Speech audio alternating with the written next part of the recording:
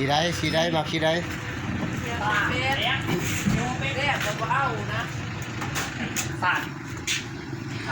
คือว่าทักทายสบายดีเนาะเพราะว่าร้านชายมาเบิ่งรถแต่หมู่มันไปเบิ่งรถวิโก้แต่เขาเบิ่งรถจักรคือว่าไปคู่อันนี้ยางบ่ได้มันจังนี่เอาชี้ได้แล้วคนมวนยางบ่ได้ก็ไปกวดล่ามไปกวดตัวนี้ชี้จังชี้เชฟเป็ดบ่ชิวเป็ดแต่จักรนี่มันเห็ดแบบไอเนาะแม่เราชี้ไปเพิ่นมันเห็ดออกใหม่เลยเนาะรุ่นเก่ามีแต่รุ่นมือ2นี่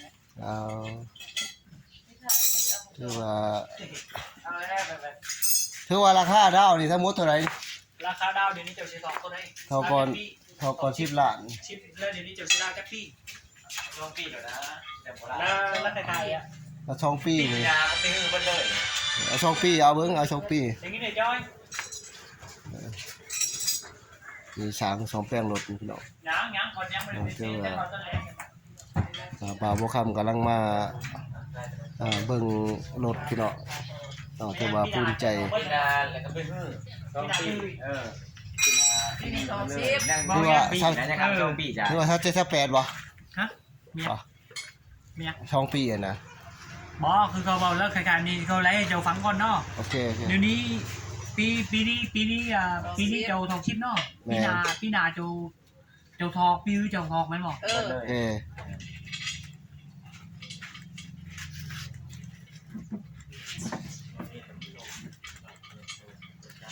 มันดึก41 ล้าน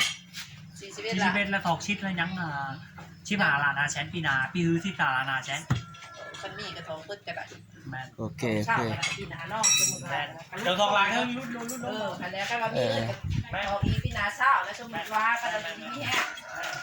อยู่นี่แฮะมันเลยโอ้ยมันก็พอก็อย่างว่าเพื่อบอกเพิ่นโทรมาบอกเดี๋ยวนี้คอยยังบ่มีเด้อเจ้าอีกประมาณเดือนนึง2 เดือนเพิ่นมาบอกบางเทื่อเพิ่นมีน้อยมาบอกเช็คอยู่ปากเสกก็เลยที่มาเพิ่นบอกเดี๋ยวนี้เพิ่น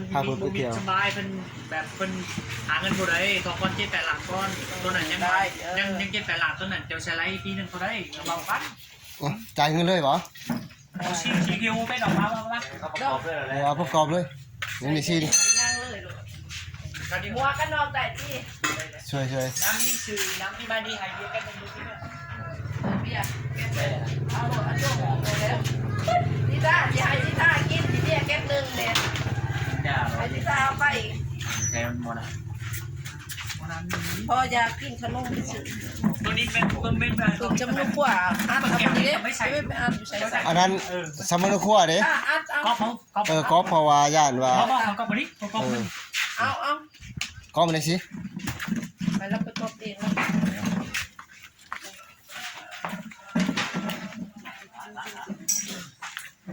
ตัวมื้อนี้เป็นมื้อวันศุกร์ค่ำคูณ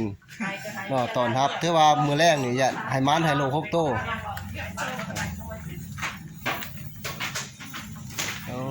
โอ้ยอยากได้สิวชกเป็ดอยากซีนะพวกเราโอ้ยอยากได้ซีนี่บ่มีแต่พวกนั้นมีย่องมาดิบ่ใส่เลยเด้แม่นมั้ยจะแก่งหมดทาพุ่นแล้วสุดสานมากพุ่นแล้วเขามาซื้อมื้อเช้านี่ก็เบิดมาในเบิดแท้นี่พี่น้องตอนรับน้องไว้พี่นาทำนี่ว่าทอไล่ซันซ่า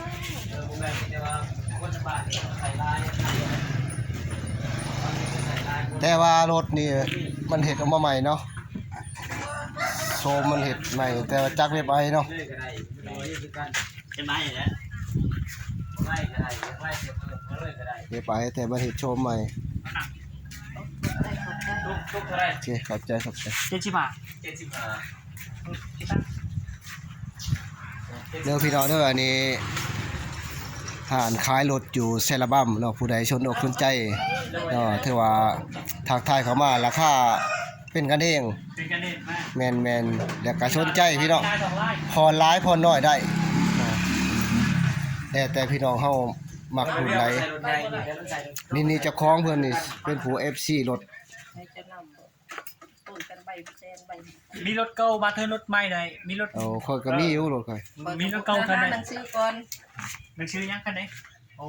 ชื่อฮะ อันนี้จะหมอบเงิน เจ้าเราเอา หมอบเงินให้เจ้าของรถเป็น ทำมุกปลาไผ่ 10 ล้านกีบจ่ายก่อน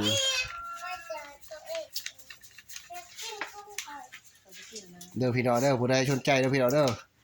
ขายมันบ่หรือว่า ลงคลิปแล้วหันดังแล้ว อ มัน ยา จะ ก เปิด มา ผู้ชายก็ได้ สนับสนุนพี่น้องเฮานี่คนเวียดเพิ่นมาขายแล้วเฮาก็มาสนับสนุนช่วย มากวดเองก็มาสืบโลกก็มีงานเอาเงิน มาใส่เงิน มาใส่เงินเนาะถือว่ามามื้อนี้ก็มาใส่เงินนี่ บอกมือนี้ใคร3,000เลย แต่บ้านนี่ ถือว่ามานเนาะ มือนี้งามเข้ากระเป๋า ค่อยก็บ่ได้คิดได้ว่าจังได๋รถ ก็ได้กุจีน มาแล้วก็เลยว่า ก็กุจีน ยังบ่ยังที่นึง มาถามร้านว่าได้อยู่อ้ายลุงได้อยู่ก็เอาเลย คือกระเป๋ามัน7ล้านก็ได้แล้วจักหน่อยมีเงิน3ล้านมาทองน้ำลังก็ได้หมดบ่ยาก เอาเลย10 บาทบ่มีก็ไปหาคอบ่มีก็ไปหาคุดมันเก็บมันคายหาหลับจากงูบัดนี้ปีหน้าก็จังว่าเว้ากันใหม่คันมีเช้าก็สิทองเช้ามีหากระทองหามี10ก็ทอง10 แม่น เนี่ย กระบาบ้ากันไหม คันอยู่ดีมีแฮง คันค่อยถึงเลขกัน กระทองมัน ค่อยสิมาทองเบิดเลยเด้อ อุ้ยขอยานเอาอีกมดเมียนั่งเลยแหละ ถึงเด็กก็ต้องแล้ว โอเคเอาขอบคุณใจ ใจใจ เจ้าของ ใจกระปุกชมนุขวดเนาะ เขาไปก๊อกมาเขาชิม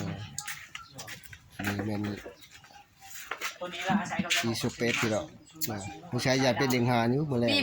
ปีใหม่บุญกุจีนนี่ โอ้ชิชิเจ็ดเลยอุ้ยเขาบอกขายเนาะ ใส่แวนเลยรู้เด้อประกอบใส่แวนเลย ใส่แว่นหาเลยล่ะ มีเงินเถอะจ้าคนมีเงิน หมวกเอาไม่หมวกสิยัง ดิเชฟยูนี่พวกเทคนิค กูเด้อหมวกสีดำ แม่น อันนี้แม่น